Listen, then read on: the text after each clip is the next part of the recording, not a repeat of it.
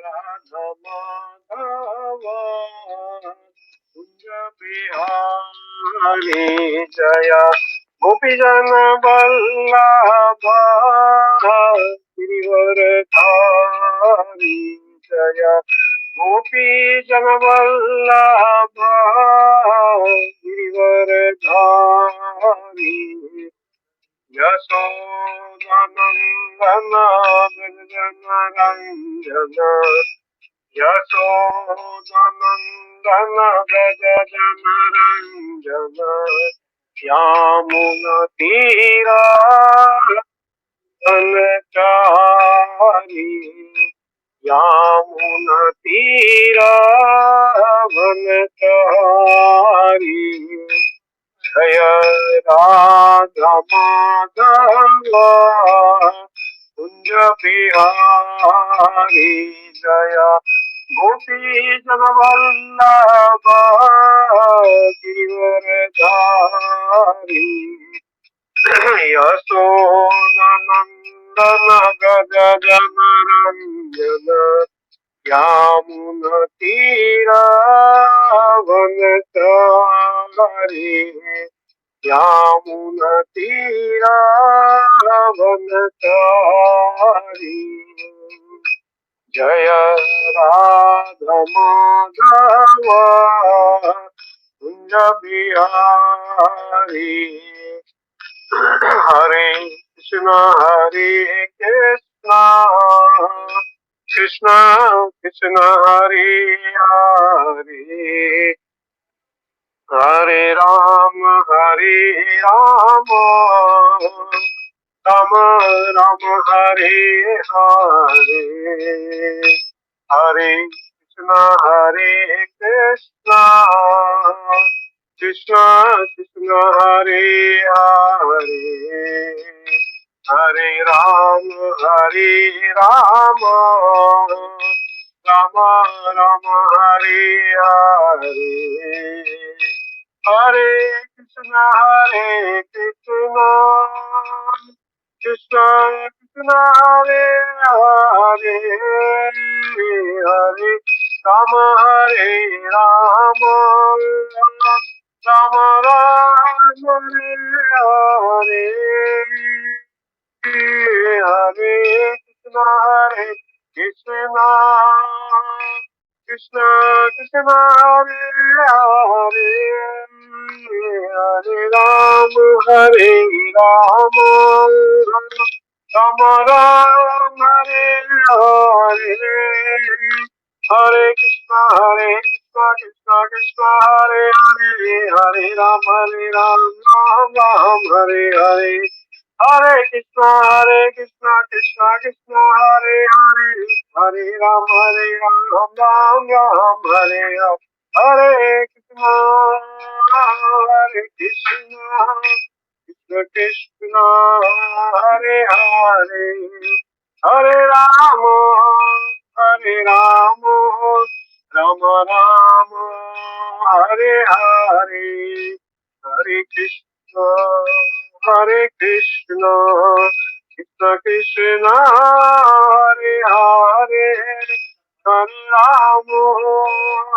राम राम राम हरे हरे जय जय प्रभुपाद प्रभुपाद प्रभुपाद प्रभुपाद जय जय प्रभुपाद प्रभुपाद प्रभुपाद प्रभुपाद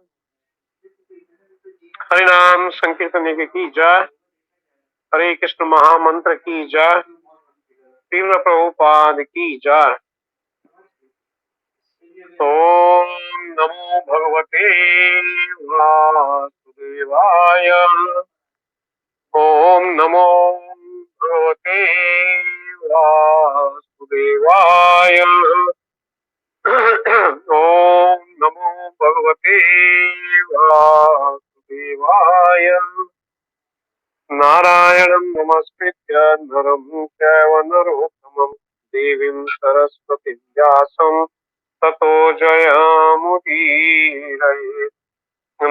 इष्टप्रायेषु अभद्रेषु नित्यं भागवत सेवया भगवती उत्तम श्लोके भक्तिर्भवति नैष्ठिकी। कृष्णाय वासुदेवाय देवकी नंदनाय च नंदगोपकुमाराय गोविंदाय नमो नमः। हरे कृष्णा। तो सभी उपस्थित वैष्णवों का स्वागत है इस कार्यक्रम में। सबके चरणों में मेरा दंडवत प्रणाम। तो हम लोग अभी श्रीमद् भगवद गीता यथारूप, तो इससे हम लोग जो प्रथम अध्याय है, तो प्रथम अध्याय से हम लोग आरंभ करेंगे, इसके प्रथम श्लोक से और प्रयास करेंगे हम लोग जो श्रील प्रभुपाद के तात्पर्य हैं, उन श्रील प्रभुपाद के तात्पर्यों को यथारूप समझने के लिए। हमारी इतनी योग्यता नहीं है कि हम लोग भगवत गीता को पूर्ण रूप से समझ सके। चैतन्य चरितामृत में बताया कि कृष्ण तुल्य भागवत विभु सर्वाश्रय प्रति श्लोके प्रति अक्षरे नाना अर्थ है। प्रति श्लोके प्रति अक्षरे नाना अर्थ है, कई कई अर्थ निकलते हैं। ये असीमित है। ये इसको भौतिक जगत में किसी से भी तुलना नहीं की जा सकती है। तो ये एक अथाह सागर है। तो हम लोग उसमें से जितना भगवान और हमारे जो आचार्य वृंद हैं वो कृपा करेंगे, जितना मैं कुछ श्रवण कर पाया इन विषयों पे, तो उतना मैं आप लोगों के साथ में प्रयास करूंगा चर्चा का।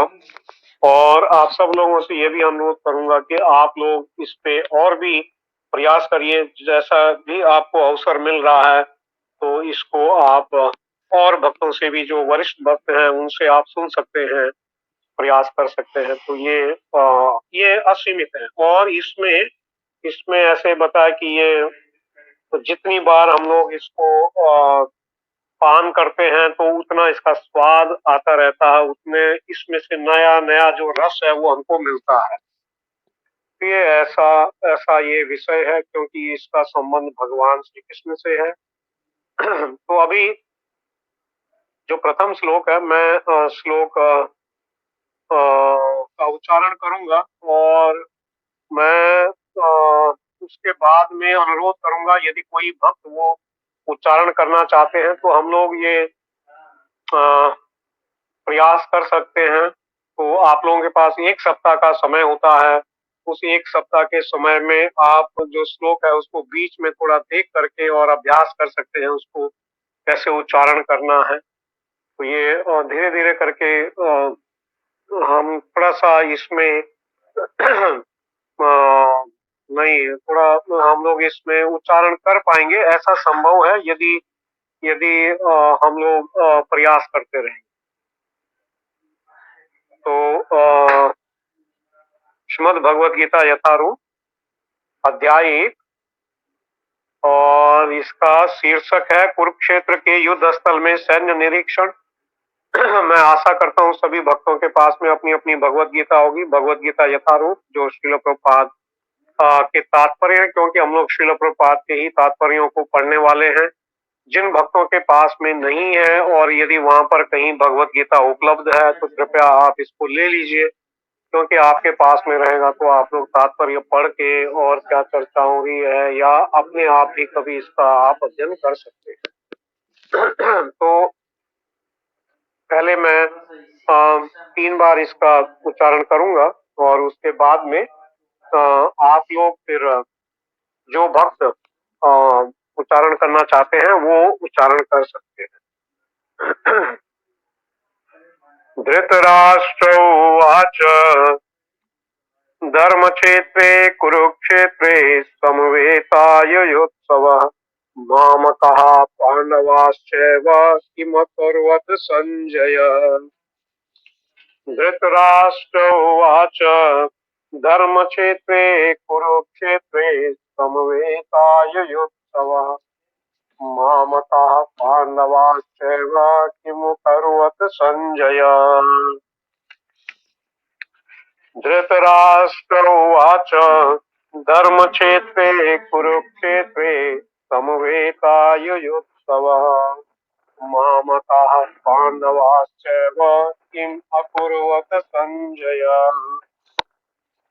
हरे कृष्ण। हरे कृष्ण। धृतराष्ट्र उवाच धर्मक्षेत्रे कुरुक्षेत्रे संवेतायुत्सवः मामका पाण्डवाश्चैव किम् अकुर्वत संजय। हरे कृष्ण। धर्म क्षेत्र धृतराष्ट्र उवाच धर्मसव मामका पाण्डवाश्चैव किमुकुर्वत संजय। हरे कृष्ण। धृतराष्ट्र उवाच धर्मक्षेत्रे कुरुक्षेत्रे समवेतायुत्सवः मामका पाण्डवाश्चैव किं कुर्वत संजय।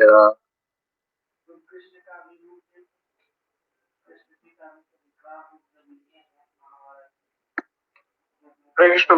तो मेरा आवाज आ रहा है आपको? ये बिना इसके निकाल आवाज ऐसे आ रहा है प्रभु जी या कुछ? जी आवाज आ रहा है, बढ़िया आ रहा है प्रभु जी। जी तो हम लोग अभी इसका शब्दार्थ को चाहिए तो आप लोग उच्चारण कर सकते हैं। धृतराष्ट्र उवाच, राजा धृतराष्ट्र ने कहा, धर्म क्षेत्रे धर्म भूमि तीर्थ स्थल में कुरुक्षेत्र नामक स्थान में समवेतः एकत्र युयुत्सवः युद्ध करने की इच्छा से मामकाः मेरे पक्ष पुत्रों पांडवाः पांडु के पुत्रों ने च तथा एव निश्चय ही किम क्या अपूर्वत किया संजय, हे संजय। अनुवाद और तात्पर्य श्रील प्रभुपाद द्वारा श्रील प्रभुपाद की जय। अनुवाद। धृतराष्ट्र ने कहा, हे संजय, धर्म भूमि कुरुक्षेत्र में युद्ध की इच्छा से एकत्र हुए मेरे तथा पांडु के पुत्रों ने क्या किया। तात्पर्य। भगवत गीता एक बहुपठित आस्तिक विज्ञान है जो गीता महात्म्य में सार रूप में दिया हुआ है। इसमें यह उल्लेख है कि मनुष्य को चाहिए कि वह श्री कृष्ण के भक्त की सहायता से संवीक्षण करते हुए भगवत गीता का अध्ययन करे और स्वार्थ प्रेरित व्याख्याओं के बिना उसे समझने का प्रयास करे। अर्जुन ने जिस प्रकार से साक्षात भगवान कृष्ण से गीता सुनी और उसका उपदेश ग्रहण किया, इस प्रकार की स्पष्ट अनुभूति का उदाहरण भगवत गीता में ही है। यदि उसी गुरु परंपरा से निजी स्वार्थ से प्रेरित हुए बिना किसी को भगवत गीता समझने का सौभाग्य प्राप्त हो तो वह समस्त वैदिक ज्ञान तथा विश्व के समस्त शास्त्रों के अध्ययन को पीछे छोड़ देता है। पाठक को भगवत गीता में न केवल अन्य शास्त्रों की सारी बातें मिलेंगी अपितु ऐसी बातें भी मिलेंगी जो अन्यत्र कहीं उपलब्ध नहीं है। यही गीता का विशिष्ट मानदंड है। स्वयं भगवान श्री कृष्ण द्वारा साक्षात उच्चरित होने के कारण यह पूर्ण आस्तिक विज्ञान है। महाभारत में वर्णित धृतराष्ट्र तथा संजय की वार्ताएं इस महान दर्शन के मूल सिद्धांत का कार्य करती है। माना जाता है कि इस दर्शन की प्रस्तुति कुरुक्षेत्र के युद्ध स्थल में हुई जो वैदिक युग से पवित्र तीर्थ स्थल रहा है। इसका प्रवचन भगवान द्वारा मानव जाति के पथ प्रदर्शन हेतु तब किया गया जब वे इस लोक में स्वयं उपस्थित थे। धर्म क्षेत्र शब्द सार्थक है क्योंकि कुरुक्षेत्र के युद्ध स्थल में अर्जुन के पक्ष में श्री भगवान स्वयं उपस्थित थे। कौरवों का पिता धृतराष्ट्र अपने पुत्रों की विजय की संभावना के विषय में अत्यधिक संदिग्ध था। अतः इसी संदेह के कारण उसने अपने सचिव से पूछा, उन्होंने क्या किया? वह आश्वस्त था कि उसके पुत्र तथा उसके छोटे भाई पांडु के पुत्र कुरुक्षेत्र की युद्ध भूमि में निर्णयात्मक संग्राम के लिए एकत्र हुए हैं। फिर भी उसकी जिज्ञासा सार्थक। वो नहीं चाहता था कि भाइयों में कोई समझौता हो, अतः वह युद्ध भूमि में अपने पुत्रों की नियति, भाग्य, भावी के विषय में आश्वस्त होना चाह रहा था। क्योंकि इस युद्ध को कुरुक्षेत्र में लड़ा जाना था, जिसका उल्लेख वेदों में स्वर्ग के निवासियों के लिए भी तीर्थ स्थल के रूप में हुआ है। अतः धृतराष्ट्र अत्यंत भयभीत था कि इस पवित्र स्थल का युद्ध के परिणाम पर न जाने कैसा प्रभाव पड़े। उसे भली भांति ज्ञात था कि इसका प्रभाव अर्जुन तथा पांडु के अन्य पुत्रों पर अत्यंत अनुकूल पड़ेगा, क्योंकि स्वभाव से वे सभी पुण्यात्मा थे।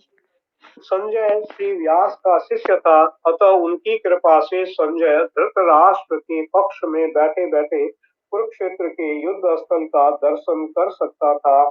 इसीलिए धृतराष्ट्र ने उससे युद्ध स्थल की स्थिति के विषय में पूछा। पांडव तथा धृतराष्ट्र के पुत्र दोनों ही एक वंश से संबंधित हैं, किंतु यहाँ पर धृतराष्ट्र के वाक्य से उसके मनोभाव प्रकट होते हैं।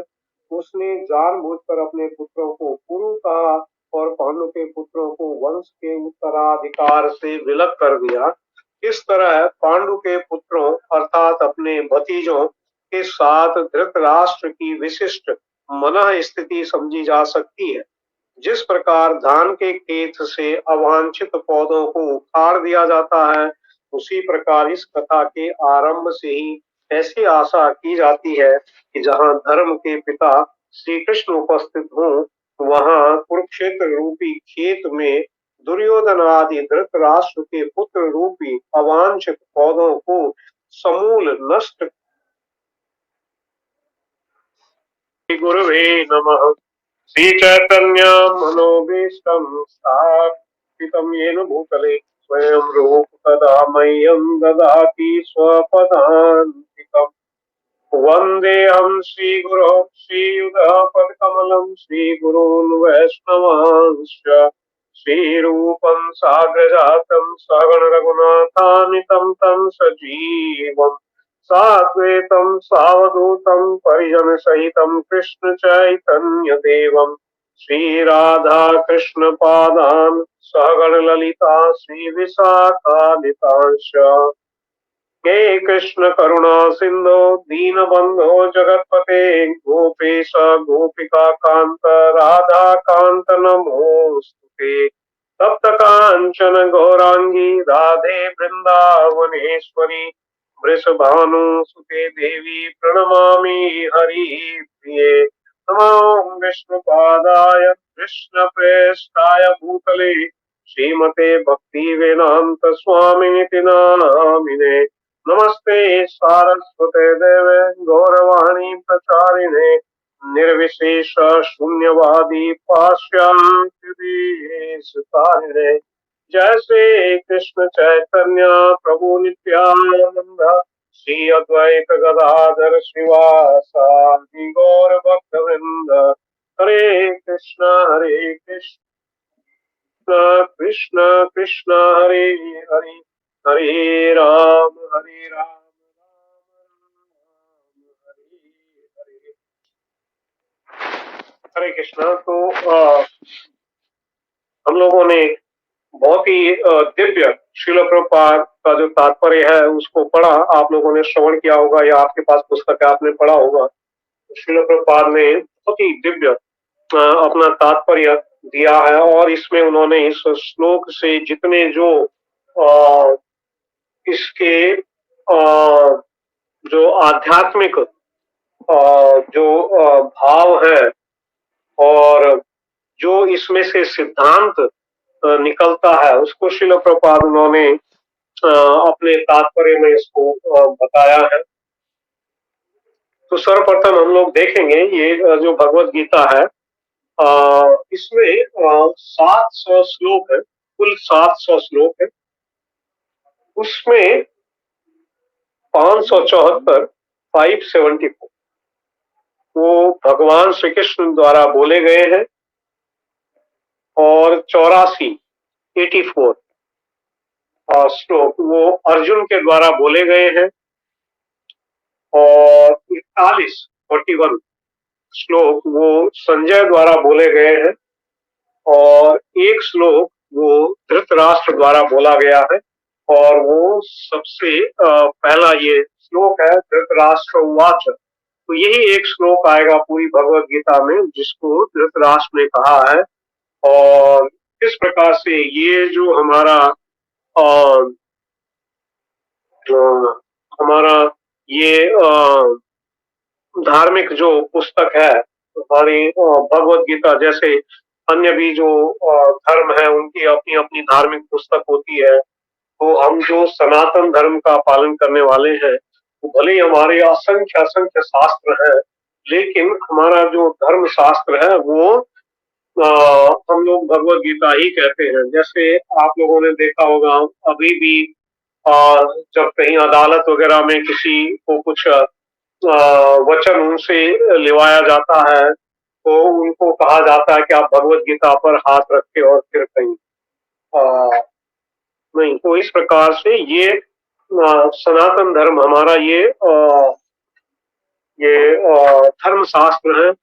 और क्यों ये धर्म शास्त्र है? क्योंकि यही एकमात्र ऐसा शास्त्र है जिसको स्वयं भगवान श्री कृष्ण ने कहा। ये भगवत गीता पूरी स्वयं भगवान श्री कृष्ण के द्वारा ये बोली गई है। तो ये जो पहला अध्याय है, इस पहले अध्याय में 46 श्लोक आएंगे। आप देखेंगे तो इसका अंतिम श्लोक 46 तो इसमें भी एक जो श्लोक है वो धृतराष्ट्र द्वारा बोला गया, और 25 श्लोक संजय द्वारा बोले गए, और 20 श्लोक अर्जुन के द्वारा बोले गए। तो एक दृष्टि से यदि हम लोग ऐसे देखें तो भगवान श्री कृष्ण श्री भगवान वाच वो इस अध्याय में नहीं आया। इस अध्याय में अभी ये जो प्रश्न है, धृतराष्ट्र ने यहाँ पर प्रश्न से इसको आरंभ किया है कि कुरुक्षेत्र में युद्ध की इच्छा से एकत्र हुए मेरे तथा पांडु के पुत्रों ने क्या किया, ये प्रश्न है। और इस भगवत गीता का जो अंत होता है 18वें अध्याय में श्लोक संख्या 78 है, तो उसमें दिया गया है यत्र योगेश्वर कृष्ण यत्र पार्थो धनुर्धर तत्र श्री विजयोर भूतिर ध्रुवा नीतिर मतिर मम। तो ये उत्तर दिया गया, यहाँ पे प्रश्न पूछा गया है और प्रश्न से ये भगवत गीता आरंभ हुई है और उत्तर से ये समाप्त होती है कि जहाँ योगेश्वर कृष्ण है और जहाँ परम धनुर्धर अर्जुन है, वहीं ऐश्वर्य, विजय, अलौकिक शक्ति तथा नीति भी निश्चित रूप से रहती है, ऐसा मेरा मत है। तो ये इसका अंत है। संजय ये अंत में संजय इस श्लोक को कहते हैं। तो ये एक बहुत महत्वपूर्ण संदेश हमारे लिए है कि विजय, हमारी जो विजय है जीवन में, वो कैसे हो पाएगी, उसका किस प्रकार से ये संभव है। अन्यथा जो भी हम लोग करेंगे तो वो जैसे अभी धृतराष्ट्र चिंतित हैं, वैसे ही हम लोग भी इस संसार में अपने नहीं, इस जीवन में कई प्रकार के ऐसे हम लोगों की समस्याएं हैं, उसमें हम लोग जूझ रहे हैं। और यदि ऐसा कुछ हमारे जीवन में है तो निश्चित रूप से ये पूरा जो संसार है अभी ये कली के प्रभाव से ये पूरा भगवान की भावना से ये पूर्ण रूप से नहीं, इसमें कोई भगवान की भावना नहीं रह गई है। भक्तों की संख्या कितनी है? बहुत कम है। तो पूरा संसार इस प्रकार से ये जो नास्तिक दृष्टि या भगवान से विहीन या या भगवान के पास, या जो कोई भी किसी देवी देवता को मानता है या किसी भी पंथ का है, यदि वो जा भी रहा है तो उसका अपना कोई भौतिक उद्देश्य है। भगवत प्राप्ति करना ये लोगों को ज्ञात नहीं है कि हमारा जो जो लक्ष्य होना चाहिए जीवन में, जो मनुष्य है उसका संबंध भगवान से क्या है, भगवान से उसका संबंध क्या है, और अ, उसको उसका परम कर्तव्य क्या है। ये जो पूरा समाज है ये दृष्टिहीन है, कोई मार्गदर्शन इसमें किसी का नहीं हो रहा है, और यही समस्या है कि सब कुछ होते हुए भी प्रायण अल्पाय सह सभ्य कलौ अस्मिन युगे जना मंद सुमंद मतयो मंद भाग्या ही उपत सभी आसान। तो ये बहुत ही सुंदर रूप से हम लोग यहाँ पर ऐसे देखेंगे तो अ, जो जो समस्या है उस समस्या इसे नहीं, जब तक हमको समस्या ज्ञात नहीं होगी तो उसका समाधान भी हम लोग नहीं, उसका विचार भी नहीं करेंगे, या हमको फिर ज्ञात भी नहीं होगा। हमारी जो स्थिति है उस स्थिति में यदि हम लोग अ, नहीं उसमें इस स्थिति से बाहर निकलने का भी कोई उपाय है वो हम लोग नहीं समझ पाएंगे। तो इसके लिए यहाँ पर धृतराष्ट्र वो ऐसे बताया कि वो हमारे जैसे जो जो समाज है, हमारा जैसे जो जो दिशाहीन जो समाज, तो उसी दिशाहीन समाज का यहाँ पर वो प्रतिनिधित्व कर रहे हैं, उन्हीं का प्रतिनिधित्व कर रहे हैं, और वो दृष्टिहीन है। और ये बताया कि वो नहीं, उनके नेत्रों से भी दृष्टिहीन थे, लेकिन उनकी जो समझ है उससे भी वो दृष्टिविहीन थे, उनकी समझ भी वैसी थी। तो इस प्रकार से यहाँ पर ये जो धर्म शास्त्र है, जहां पर कि भगवान के गुणगान से शुरू होना चाहिए था, वहां पर क्योंकि ये ऐसे समाज को ये प्रतिनिधित्व कर रहा है, ऐसे समाज की जो समस्या है उसको बताया जा रहा है।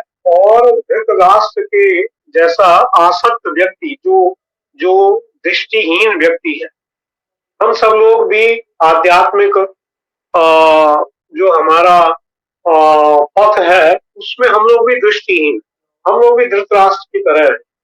धृत मीन्स की जो मजबूती से कोई चीज को पकड़ के रखना, राष्ट्र की उसका अपने राज्य के प्रति जो उसका मोह था, और पुत्र मोह। हिरण्यकश्यपु, हिरण्य बोलते हैं और स्वर्ण के लिए, सोने के लिए, और कश्यपु मीन्स की मुलायम बिस्तर, मीन्स की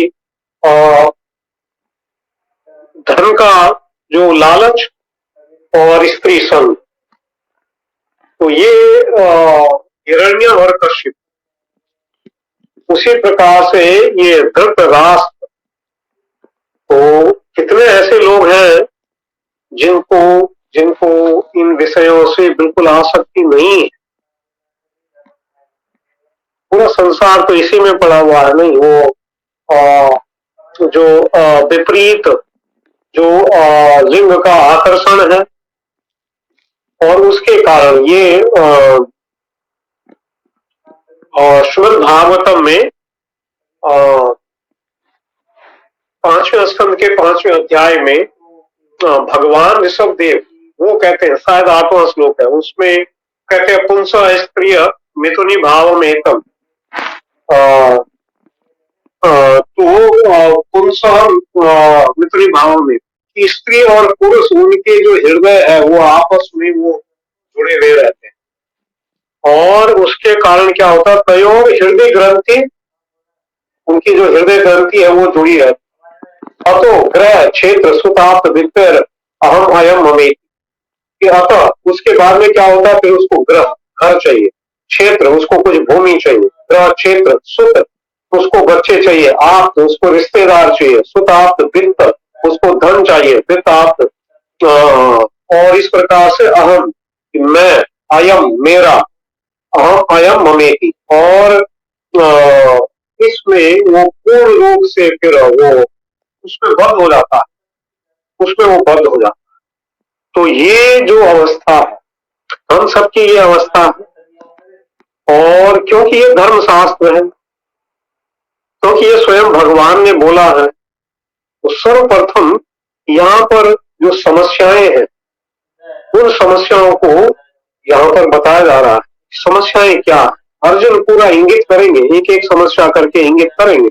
जैसे यहाँ पर जो धृतराष्ट्र, उसकी स्थिति को देखिए, क्या मतलब धृतराष्ट्र वाच, धृतराष्ट्र उसने कहा कि धर्म भूमि कुरुक्षेत्र में युद्ध की इच्छा से एकत्र, नहीं युद्ध की इच्छा से एकत्र हुए, मेरे तथा पांडु के पुत्रों ने क्या, तो युद्ध की इच्छा से एकत्र हुए हैं, लेकिन फिर भी वो पूछा है कि क्या किया। तो क्यों? क्योंकि उसके हृदय में कई प्रकार के संशय हैं। कोई कितना अच्छा भी मतलब इस संसार में वो कुछ उपलब्धि कर ले, लेकिन उसके बाद भी क्या वो भय मुक्त होता है? कोई ऐसा व्यक्ति है जो इस संसार में कुछ भौतिक वस्तु प्राप्त करने के बाद में उसका भय वो दूर हो जाएगा, बल्कि और भय बढ़ जाए? नहीं, जितना आपके पास बैंक में पैसा होगा उतना आपको सुरक्षा का भय रहेगा, बाहर वालों से रहेगा, परिवार वालों से रहेगा। भूमि है, उसमें आपको हमेशा नहीं, ये हमेशा झगड़ा रहता है। कौन सी ऐसी वस्तु है, लोग सोना खरीदते हैं, गोल्ड खरीदते हैं, नहीं उसको उसको लॉकर में रखने के लिए उसको सुरक्षा उसकी,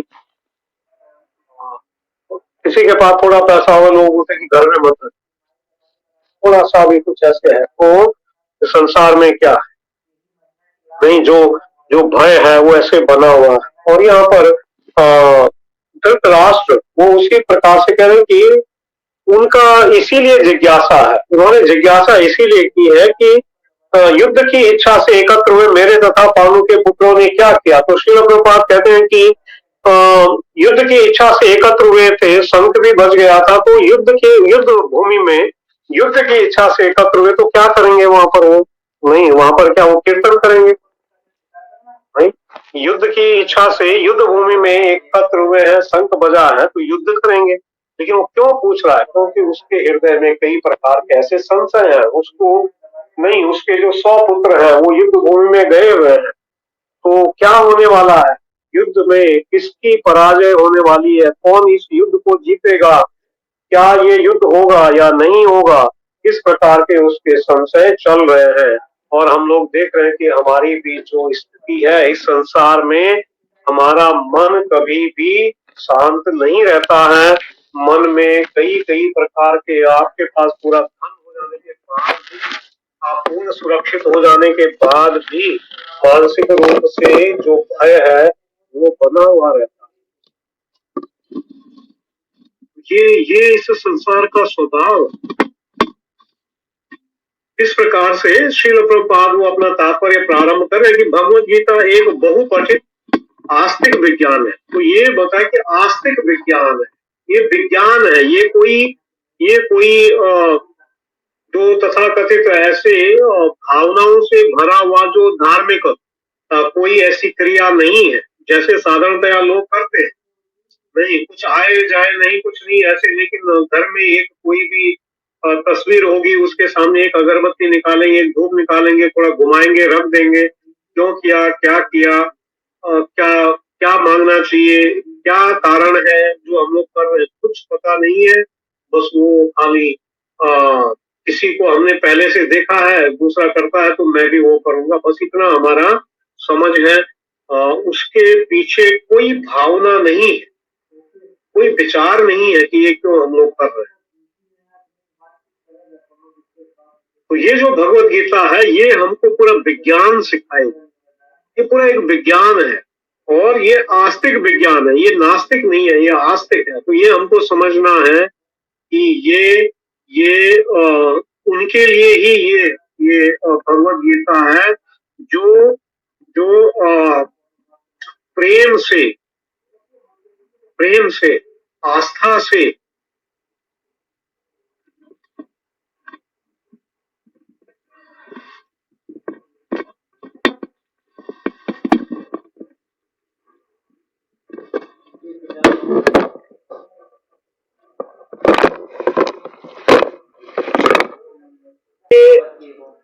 ये मात्र और मात्र ये जो भगवत गीता है, ये इसका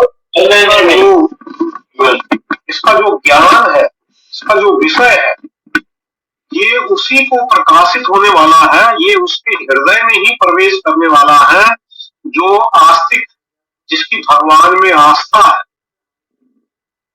और ये विज्ञान है। विज्ञान का एक अर्थ होता है कि जिसको किसी प्रयोग के द्वारा जाना जाता है वो विज्ञान है। अन्यथा ज्ञान है, ज्ञान हम लोग कहीं पे एक जगह पे बैठ के पुस्तक पढ़ के भी हम लोग ज्ञान ले सकते हैं, लेकिन विज्ञान क्या होता है? प्रयोगशाला। और प्रयोगशाला में प्रयोग के माध्यम से किसी चीज को स्थापित किया जाता है। तो ये भगवत गीता आस्तिक विज्ञान है, आस्तिक की आस्था है, भगवान श्री कृष्ण है, हम सब भगवान श्री कृष्ण के नित्य दास हैं, और नित्य दास होने के नहीं, नित्य दास होने से हमारा जो कर्तव्य है वो भगवान की सेवा करना है। भगवान की सेवा क्या है? विज्ञान है।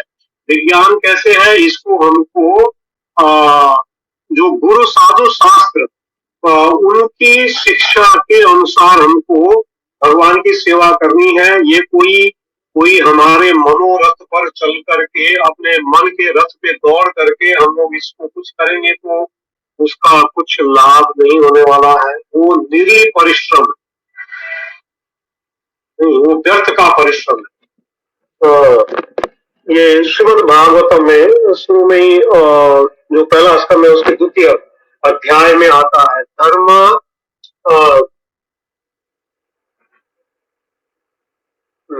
श्लोक का पहला शब्द बोलना अपनी स्मरण आएगा। तो उसमें ये उसमें बताया कि न उत्पादयेत यदि रतिम श्रम है वही केवल, कि धर्म का पालन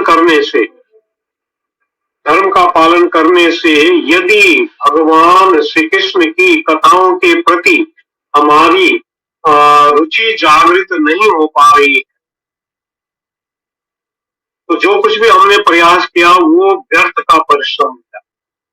तो अर्थ यही है कि जो कुछ भी हम लोग कर रहे हैं उसको हम लोग भगवान की सेवा और भगवान को प्रसन्न करने के उद्देश्य से करें। तो ये श्रील प्रभुपाद ने सबसे पहले यहाँ पर यह स्थापित किया कि ये कोई जो नास्तिक लोग हैं, जो भगवान का अस्तित्व नहीं मानते हैं, ये पुस्तक उनके लिए नहीं है। और ये कैसे कोई व्यक्ति वो ऐसे मान सकते हैं? कुछ कहते हैं कि भगवान निराकार है। भगवान धर्म क्षेत्र कुरुक्षेत्र की भगवान वहां पे उस युद्ध भूमि में स्वयं उपस्थित हैं, फिर भी लोग कहते हैं कि नहीं, भगवान श्री कृष्ण वहां पर उपस्थित थे, ठीक है, लेकिन वो निराकार से आए। आकार से निराकार हो सकता है, वो समझ नहीं होने से वो कहते हैं कि निराकार से भगवान है। तो ऐसे भी कुछ जो लोग हैं वो स्वीकार नहीं कर पाते। तो भगवान वो एक व्यक्ति हो सकते हैं, वो उसको स्वीकार नहीं कर पाते। इस प्रकार श्रील प्रभुपाद कहते हैं कि इसमें यह उल्लेख है कि मनुष्य को चाहिए कि वो श्री कृष्ण के भक्त की सहायता से समीक्षण करते हुए भगवत गीता। तो श्रील प्रभुपाद ने ये बहुत सुंदर रूप से पहले ही श्लोक में ये भी बता दिया कि कैसे हमको इस भगवत गीता को समझना है। ये भगवान के शुद्ध भक्तों के परंपरा में ही हमको इस भगवत गीता का अध्ययन करना है या श्रवण करना है। श्रील प्रभुपाद के अन्यथा इसका कोई लाभ हमको नहीं होगा। यदि हम लोग ये नहीं जानते।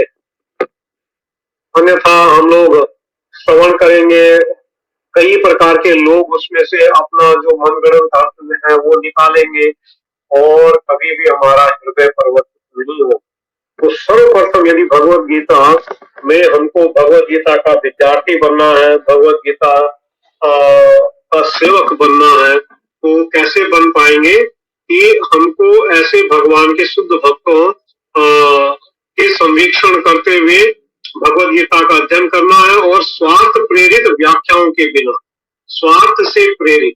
तो ये क्योंकि हम लोगों का जो सनातन धर्म है, इसमें सब लोगों को ये अवसर होता है कि कोई चाहे तो वो अपने टीका इन शास्त्रों पे कर सकता है। तो लोगों ने अपने लाभ के हेतु, अपने लाभ पूजा प्रतिष्ठा के हेतु या भगवान जो कहना चाहते हैं उसको छोड़ करके और अपनी समझ से लोगों ने इसमें कई टीकाएं हैं।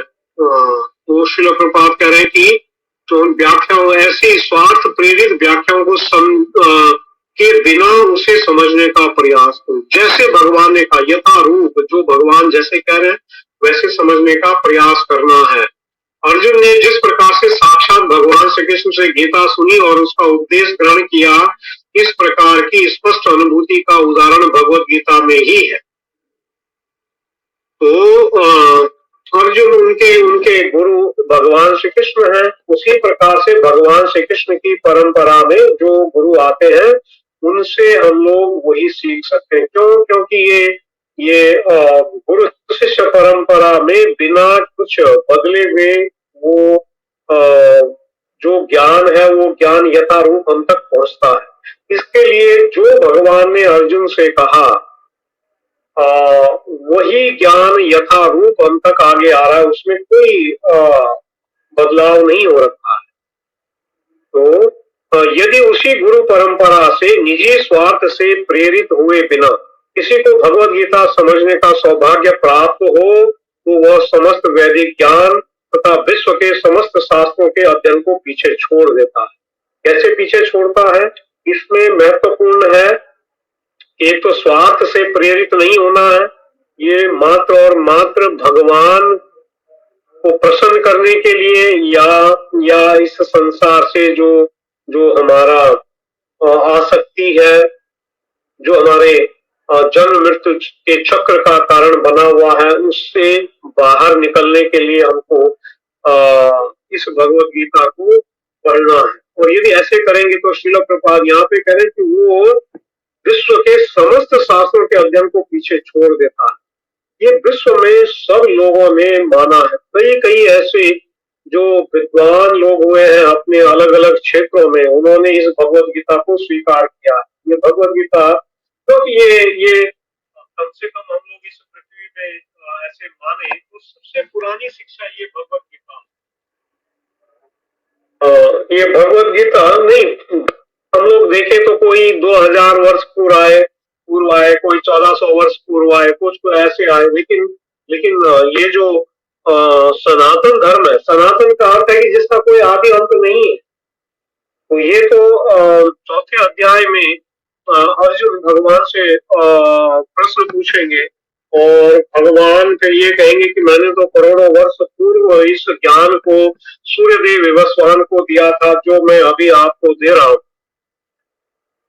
तो ये भगवत गीता का ऐसा ये ज्ञान है। तो पाठक को भगवत गीता में न अन्य शास्त्रों की सारी बातें मिलेंगी। ये श्रील प्रभुपाद क्यों लिख रहे हैं? क्योंकि इस भगवत गीता में किसी पुस्तक में एकदम उसके अंत में या कहीं पर श्रील प्रभुपाद ने ये लिखा हुआ कि कितने शास्त्रों का वर्णन अपने तात्पर्य में श्रील प्रभुपाद ने दिया है। कम से कम 42 या 43 अन्य शास्त्रों का वर्णन श्रील प्रभुपाद ने अपने तात्पर्यों में किया है। उस विशेष श्लोक से संबंधित यदि कोई विषय किसी अन्य शास्त्र में, उसको भी श्रील प्रभुपाद ने दिया है। इसके लिए श्रील प्रभुपाद यहाँ पर वो लिख रहे हैं कि इस भगवत गीता में न केवल अन्य शास्त्रों की सारी बातें मिलेंगी, अपितु ऐसी बातें भी मिलेंगी जो अन्यत्र कहीं उपलब्ध नहीं है। उससे ज्यादा, क्योंकि ये स्वयं भगवान ने कहा। ऐसी भगवान के लिए कोई उनका गुणगान कर रहा है, भगवान के बारे में बता रहा है, लेकिन जो स्वयं भगवान अपने बारे में बता रहे, तो ऐसा और कहाँ मिलेगा। तो अन्य शास्त्रों का भी ज्ञान मिलेगा और ऐसा ज्ञान भी मिलेगा जो अन्य जगह पे नहीं। तो ये भगवत गीता, तो यही गीता का विशिष्ट मानदंड है। स्वयं भगवान श्री कृष्ण द्वारा साक्षात उच्चरित होने के कारण यह पूर्ण आस्तिक विज्ञान है। क्योंकि इसको स्वयं भगवान कह रहे, तो ये कोई निराकार या नास्तिक या ऐसा कोई शिक्षा इसमें नहीं है, क्योंकि ये स्वयं भगवान के स्वयं पद्मनाभस्य मुख पद्माद विनिश्चिता, नहीं, हमने जो गीता मात में उसके श्लोकों में ये हमने श्रवण किया, ये स्वयं भगवान के द्वारा ये कहा गया है। और श्रील प्रभुपाद फिर लिखते हैं कि महाभारत में वर्णित धृतराष्ट्र तथा संजय की वार्ताएं इस महान दर्शन के मूल सिद्धांत का कार्य करती। मूल सिद्धांत का कार्य की जो जो नहीं इस संसार की जितनी जो जिस प्रकार की जो सोच है, उस सोच को धृतराष्ट्र या उसके बाद में जो दुर्योधन है या जो अर्जुन एक भक्त है, लेकिन वो पारिवारिक मोह के कारण में वो सही और गलत उसका निर्णय नहीं ले पा रहे हैं। ये सारी जो परिस्थितियां हमारे साथ में हैं, वो सारी परिस्थितियां जो इंगित हो रही है, तो इसके लिए श्री प्रभुपाद कह रहे हैं कि ये इस महान दर्शन के मूल सिद्धांत का कार्य करती है, क्योंकि यही इसको प्रकाशित कर रहे हैं। ये बताया गया है कि जो वक्ता होता है, तो वो वक्ता, वो जो श्रोता है या जो प्रश्न करता है, उसके प्रश्न के अनुसार ही या उसकी मन स्थिति के अनुरूप ही वो कुछ कहता है। तो जो वक्ता है वो भी तभी कुछ कह पाएगा जब उस शिक्षा के अनुरूप कोई परिस्थिति वहां पर उपलब्ध होगी।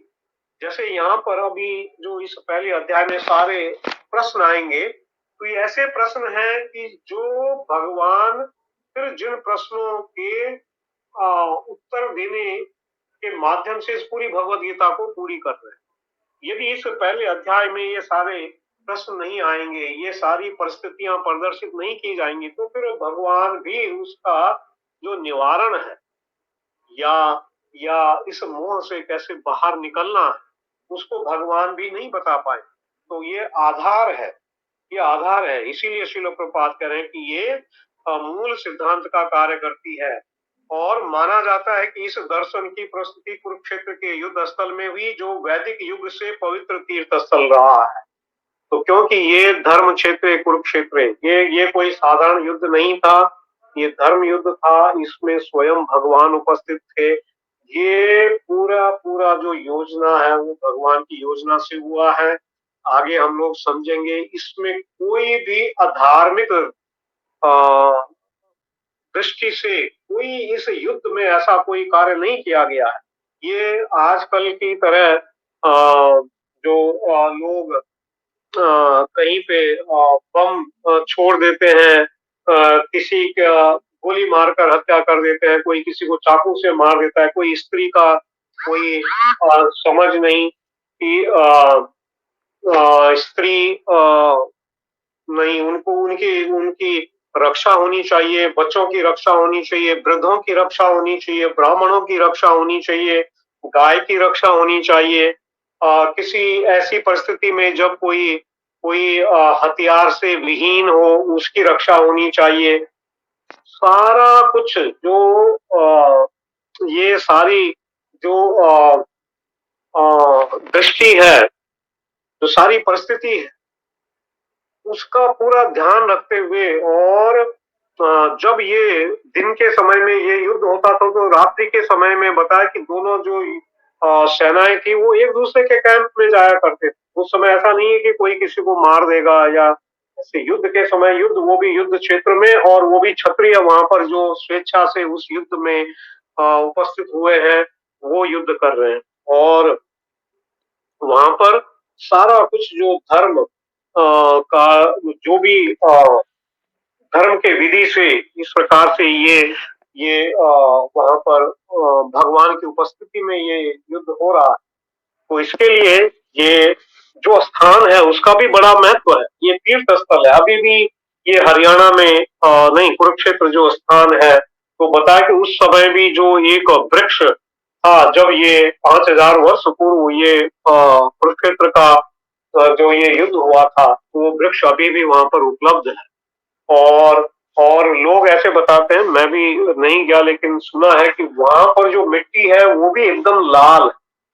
नहीं, क्योंकि वहां पर इतना रक्त प्रवाह हुआ, तो लोग बोलते हैं कि वहां की मिट्टी भी लाल। तो इस प्रकार से और कई कई ऐसे अवशेष जो हमारा जो हमारा पुरातन विभाग है, उस पुरातन विभाग को ऐसे कई प्रमाण मिले हैं जो ये स्थापित करता है कि ये युद्ध उस कुरुक्षेत्र की भूमि में वहां पर ये युद्ध हुआ है। 5000 वर्ष कोई बहुत ज्यादा नहीं है। जो हमारा पुरातत्व विभाग होते हैं उनके पास ऐसी जानकारियां होती हैं।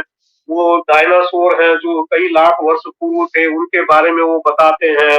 जैसे जो मिस्र देश है, इजिप्ट में, वहां पर जो उन्होंने जो पिरामिड है उनके नीचे जो कुछ ऐसे व्यक्तियों के शरीर अभी भी ऐसे रखे हुए हैं, नहीं, उनके बारे में वहां पर ज्ञात है। तो ऐसे बहुत सारे जो विषय हैं जिनके बारे में ये ज्ञात होता है कि वो कितने वर्ष पुराने हैं या उनके अवशेष हैं। वैसे ही यहाँ पर इस युद्ध के पूरे अवशेष मिलते हैं, तो ये कोई मिथ्या नहीं है। लोग कहते हैं मैथोलॉजी, कई लोग हैं वो कहते हैं मैथोलॉजी। मैथोलॉजी का अर्थ होता है कि ये एक कहानी रूप है, ये एक कहानी बनाया हुआ है, ये कहानी नहीं है। ये अभी भी नासा का जो सैटेलाइट है उसने पूरी जो द्वारिका है, उस द्वारिका को जो जो समुद्र है, उस समुद्र में वो पूरी द्वारिका नगरी वहां पर मिली है। या उसी प्रकार से जो सेतु बंध जो रामेश्वरम में जो पुल भगवान ने लंका जाने के लिए बनाया था, उसके अवशेष अभी भी ये नासा की सैटेलाइट से ये मिले। तो ये कोई मिथ नहीं है, ये कोई कोई ये खाली धारणाएं नहीं है, ये सत्य, ये सत्य है। ऐसे इसके ये पूरा जो विषय है, तो इसलिए यहाँ पर ये श्रील प्रभुपाद कह रहे हैं कि ये जो कुरुक्षेत्र के युद्ध स्थल में हुई जो वैदिक युग से पवित्र तीर्थ स्थल रहा है, इसका प्रवचन भगवान द्वारा मानव जाति के पथ प्रदर्शन हेतु तब किया गया जब वे इस लोक में उपस्थित। श्री भगवान वाच कि ये स्वयं भगवान जब उपस्थित थे, उन्होंने ये भगवत गीता स्वयं बोली है। तो ये बहुत महत्वपूर्ण है। और किस परिस्थिति में बोली है? युद्ध में नहीं, जहां पर दोनों सेनाएं आमने सामने है, जहां पर युद्ध का शंख बज गया, और उसके बाद में उस विषम परिस्थिति में ये शिक्षा भगवान अर्जुन को बता रहे हैं, या अर्जुन के माध्यम से हमको बता रहे हैं। तो हम लोग सोच सकते हैं कि इससे विषम और क्या परिस्थिति हो सकती है जो हम लोग भी जीवन में जिसको अनुभव कर सकते हैं। जब ऐसी विषम परिस्थिति से निकलने के लिए भगवान इस भगवत गीता का ज्ञान दे रहे हैं, तो हम लोगों की जो तथाकथित हमने अपने लिए परेशानियां बना रखी हैं, अपने लिए हमने ऐसे परिस्थितियां जो बनी हुई हैं, क्या हम लोग इस भगवत गीता की उस शिक्षा से हम भाग नहीं निकल पाएंगे? क्या हमारी वैसी परिस्थिति है जैसे वहां पर अर्जुन की थी, या जो पांडव थे उनकी थी? नहीं। तो यदि उस परिस्थिति में भी ये शिक्षा जो जीव है, उस जीव को उस परिस्थिति से भी बाहर निकाल सकता है, भगवान के चरणों तक लेके जा सकता है, तो हमारी परिस्थिति में क्यों ये हमको भगवान के चरणों तक नहीं लेके जा सकती? ऐसा ऐसा नहीं, हम लोग ऐसा हमारा विचार नहीं होना चाहिए, बल्कि हमको देखना चाहिए कि जब इस परिस्थिति में वहां पर जो अर्जुन इस प्रकार से अभी पहले अध्याय में बिल्कुल भ्रमित होते हुए दिखाई देते हैं, वो भगवान के लिए युद्ध करने के लिए तैयार होते हैं, और वो भगवान की पूरी जो शिक्षाएं हैं उनको अपने जीवन में ग्रहण करने के लिए तैयार होते हैं। तो इस प्रकार से ये यहाँ पर ये भी श्रील प्रभुपाद कह रहे हैं कि ये स्वयं भगवान जब उपस्थित थे तो ये भगवान के द्वारा उस समय बोली गई है। धर्म क्षेत्र शब्द सार्थक है क्योंकि कुरुक्षेत्र के युद्ध स्थल में अर्जुन के पक्ष में श्री भगवान स्वयं उपस्थित थे। यत्र योगेश्वरो कृष्णो यत्र पार्थो धनुर्धर। धर्म कहाँ पर है? जहाँ पर भगवान है, जहाँ पर भगवान की कथा होती है। ये नारद जी भी कहते हैं कि नायम तिष्ठन्ति वैकुंठे योगिनाम हृदयेषु वा यत्र गायन्ति मद भक्ता तत्र तिष्ठामि नारद। नारद से भगवान कहते हैं कि नाहम तिष्ठन्ति वैकुंठे, कि मैं वैकुंठ में भी नहीं रहता हूँ, मैं योगियों के हृदय में भी नहीं रहता हूँ। यत्र गायन्ति मद भक्ता, मेरे भक्त जहाँ पर मेरा भजन करते हैं मैं वहीं पर रहता हूँ। तो इस प्रकार से यहाँ पर ये बताया कि धर्म क्षेत्र कहाँ है? जहाँ पर भगवान की कथा होगी। हरि सदा वसेद तत्र यत्र भागवता जना गायन्ति भक्ति भावेन हरे नाम एव केवल। तो गायन्ति भक्ति भावे, भक्ति के भाव से कोई जब भगवान का भजन करता है तो भगवान कहते हैं कि मैं वहां पर रहता हूँ। हे नारद, मैं वैकुंठ में भी नहीं रहता, मैं किसी योगी के हृदय में नहीं रहता, मैं हमेशा वहीं पे रहता हूँ जहाँ पर मेरे शुद्ध भक्त मेरा भजन करते हैं, मेरा चिंतन करते हैं, मेरी सेवा करते हैं। तो वो धर्म क्षेत्र है। तो यहाँ पर भगवान स्वयं उपस्थित है तो निश्चित रूप से वो धर्म क्षेत्र है और इसीलिए तीर्थ कहा जाता है। और जो भगवान के शुद्ध भक्त होते हैं उनको पुण्य तीर्थ कहा जाता है, उनको उनका नाम ही पुण्य तीर्थ है। तीर्थ का अर्थ है कि जहां पर भगवान के ऐसे शुद्ध भक्त निवास करते हैं जो हमेशा भगवान के चिंतन में रहते हैं, जो भगवान की सेवा करते हैं या जो भगवान की जो शिक्षाएं हैं उनको दूसरों को देते हैं। जहां कहीं पे भी वो स्थान है, जहां कहीं पे भी भगवान की सेवा हो, यदि आप अपने कैंप में भी भगवान की सेवा अच्छे से कर रहे हो तो वो भगवान का मंदिर है या भगवान वहां पर है। कि भक्ति विनोद ठाकुर महाशय वो भी अपने एक भजन में वो कहते हैं कि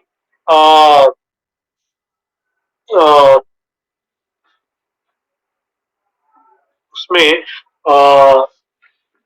जे दिन ग्रहे भजन देखी ग्रहे ते गोलोक। जब मैं घर में भजन देखता हूं तो मुझे लगता है कि ये गोलोक वृंदावन। गोलोक वृंदावन क्या है? जहाँ पे भगवान श्री कृष्ण। वो कहते हैं कि जब जहां कहीं पे भी और जब कभी भी भजन होता है भगवान वहां पर उपस्थित है, भगवान वहां पर रहते हैं। भगवान एक क्षण के लिए भी वहां से दूर नहीं हो सकते जहां पर उनके शुद्ध भक्त उनका गुणगान कर रहे हैं। उसी प्रकार से ये धर्म क्षेत्र क्यों है? क्योंकि वहां पर स्वयं भगवान थे। कौरवों का पिता धृतराष्ट्र अपने पुत्रों की विजय की संभावना के विषय में अत्यधिक संदिग्ध था। कि मैंने पहले कहा कि ये हम लोगों की यही स्थिति है।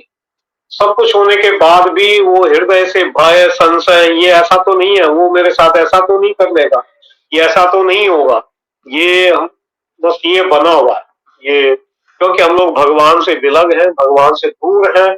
हमको ऐसे भक्तों का या ऐसे लोग हमको जीवन में नहीं मिले हैं जिन पे हम लोग अपना पूरा विश्वास कर सकें, जिनको हम लोग अपना पूरा हृदय दे सकें। और जैसे भगवान सुहृद हैं वैसे ही भगवान के शुद्ध भक्त सुहृद होते हैं, जो हमारे आध्यात्मिक गुरु होते हैं। तो श्रील प्रभुपाद जैसे जो आचार्य हुए हैं तो वो भगवान से बिल्कुल अभिन्न है। उनका वही गुण वो भी प्रदर्शित करते हैं, उन्हीं गुणों को धारण करके और उन्हीं गुणों को वो प्रदर्शित करते हुए हमारी सहायता करते हैं। तो जो गुरु होते हैं वो भगवान स्वयं वो गुरु रूप में हमारे पास में आते हैं। तो उनमें और भगवान में उस दृष्टिकोण से कोई अंतर नहीं होता, क्योंकि उनका भी वही भाव होता है। वो भी सभी जीवों के प्रति सुहृद रहते हैं। तो इसलिए यहाँ पर नहीं, ये संशय इसलिए बने हुए हैं जो धृतराष्ट्र उसका यहाँ पर बता कि वो संदिग्ध था, क्योंकि नहीं भगवान को छोड़ करके और वो बाकी सब जो प्रयास हो रहे हैं बाकी सब की मेरा इस ऐसे होगा तो मेरा ये स्थिति सुधर जाएगी, ये नहीं तो वो करूंगा तो फिर और अच्छा हो जाएगा, वो नहीं तो और अच्छा हो जाएगा। ये आश्रित प्रवृत्ति, ये 16वें अध्याय में आएगा। 16वें अध्याय में ऐसे बताया कि अ, अभी मेरा एक शत्रु है, मैं इसको समाप्त कर दूंगा, फिर मेरा जो इस प्रकार से मैं करते हुए और अहम हम बलवान हम सुखी, ऐसे करके कि मैं ईश्वरो हम अहम सुखी, कि सिद्धो हम बलवान सुखी, ऐसे करके कि अ, मैं सब कुछ, ये आश्रित प्रवृत्ति है कि मैं यहाँ पे पूरा बल प्राप्त कर लूंगा, मैं इस संसार में पूरा धन मेरे पास में आ जाएगा, मैं सारे लोगों को अपने अधीन कर लूंगा। ये सब आसुरित है, ये असुर है। तो इस प्रकार से आ, ये संदेह सबका बना रहेगा। अतः इसी संदेह के कारण उसने अपने सचिव से पूछा, उन्होंने क्या किया? किम अपूर्वत संजय, ये संजय उन्होंने वहां पर क्या किया? क्योंकि वो संदिग्ध है, वो भयभीत है, और वो इस धर्म क्षेत्र के प्रभाव को भी जान रहा है। तो देखा कि धर्म क्षेत्र है, तो धर्म क्षेत्र में धर्म स्थल पे जाने से कोई कितना भी बुरा व्यक्ति होगा तो उसका भी हृदय परिवर्तन हो जाता है, उसका भी हृदय परिवर्तन होता है। तो उसको ये भी भय बना हुआ है कि कहीं ऐसा तो नहीं होगा कि उसके पुत्र जो अभी युद्ध करने के लिए गए हैं और उस युद्ध में उनकी जो, क्योंकि वो 100 हैं और जो पांडु पुत्र हैं वो खाली 5 हैं, और उस युद्ध में भगवान ने ये भी घोषणा की है कि वो कोई अस्त्र नहीं उठाएंगे, तो वो पूरा आश्वस्त। लेकिन वो सोच रहा है कि ये तो धर्म क्षेत्र है, यहाँ पर जाने के बाद में कहीं मेरे जो पुत्र हैं उनका हृदय परिवर्तित तो नहीं हो जाएगा, या जो पांडव हैं, क्योंकि वो तो धार्मिक है, उन्होंने तो कभी कोई अधर्म का कार्य नहीं किया है, तो कहीं ऐसा तो नहीं होगा कि पूरा ये जो स्थिति है ये उनके पक्ष में हो जाएगी। कई कई प्रकार के उसके ये संशय चल रहे हैं, और इसी कारण से वो संजय से उसने ये पूछा कि मामका पांडवाश्चैव किम अपूर्वत संजया, कि मेरे और पांडु के जो पुत्र युद्ध की इच्छा से वहां पर एकत्र हुए वो उन्होंने क्या किया। तो सब कुछ होते हुए भी, सारी स्थिति होते हुए भी फिर भी संशय रहेगा, फिर भी भय रहेगा। ये हमको समझना है, ये भौतिक संसार ऐसे ही बना हुआ है, चाहे इसमें कोई कुछ भी प्राप्त कर ले, लेकिन हर कोई व्यक्ति उसकी वो परिस्थिति नहीं, वो अपने आप को बहुत ऐसे दिखाता है।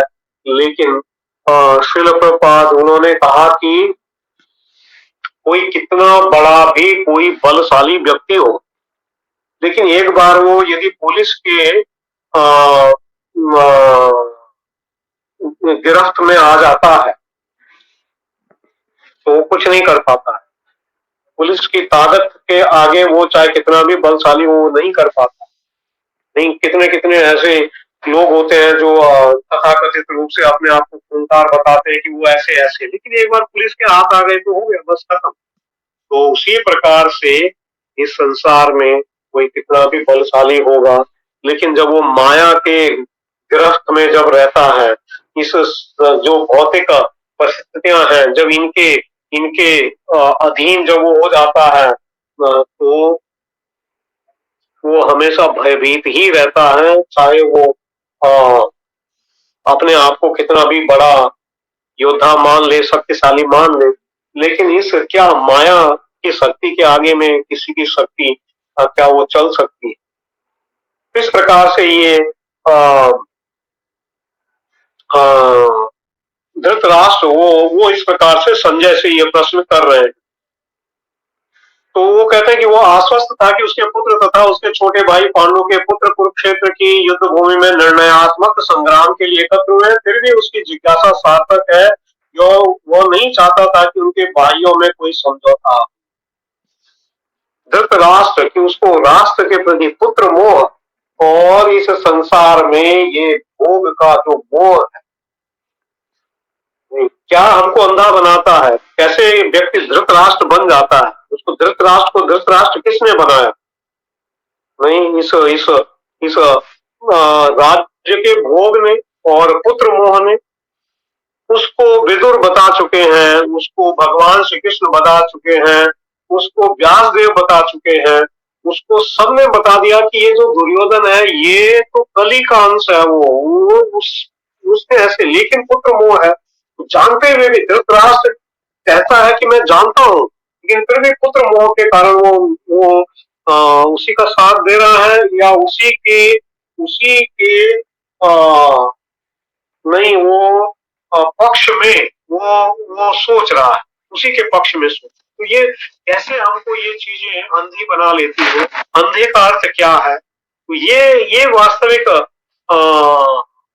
अंधता है, नहीं कि जानते हुए भी अनजान हो जाना, या उसको उसको नहीं समझ पाना। पश्यन्नपि न पश्यति, देखते हुए भी नहीं देखना, यही अंधापन है। तो ये जो धृतराष्ट्र है, वो इसी को यहाँ पर नहीं, उसी का प्रतिनिधित्व तो उसी को वो दिखा रहे हैं। तो इस प्रकार से ये यहाँ पर बता, तो शायद हम लोग अगले सप्ताह भी मैं देखूंगा इसी में थोड़ा कुछ और हम लोग इस पे ही चर्चा करेंगे इस श्लोक पे, क्योंकि ये प्रथम श्लोक है, काफी महत्वपूर्ण है। इसमें श्रील प्रभुपाद के जो तात्पर्य हैं वो भी बहुत दिव्य तात्पर्य श्रील प्रभुपाद ने दिए हैं। तो हम लोग इसको कंटिन्यू करेंगे, और यदि ये समाप्त होगा तो अगले श्लोक पे जाएंगे, नहीं तो अगले सप्ताह भी इसी पे चर्चा करेंगे। तो मैं यहाँ पर अभी विराम देता हूँ। किसी भक्त की यदि कोई जिज्ञासा है, या कोई कुछ इसमें जोड़ना चाहते हैं, किसी का कोई कोई विरोध है, तो आप लोग अभी बता सकते हैं। हरे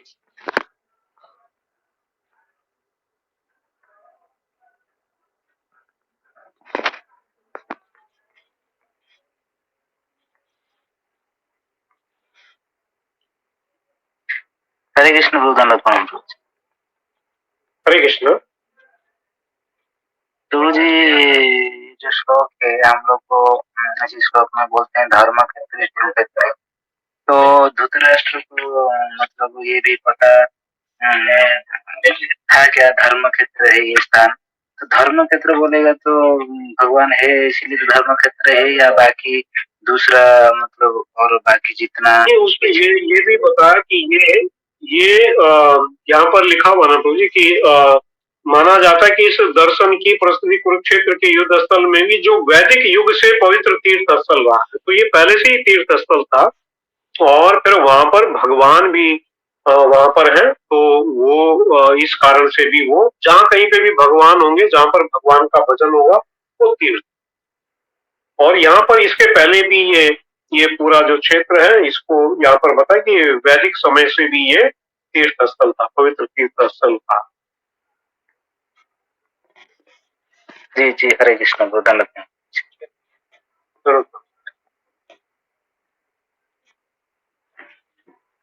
तो काफी लेट हो चुका है, शायद किसी का कोई जिज्ञासा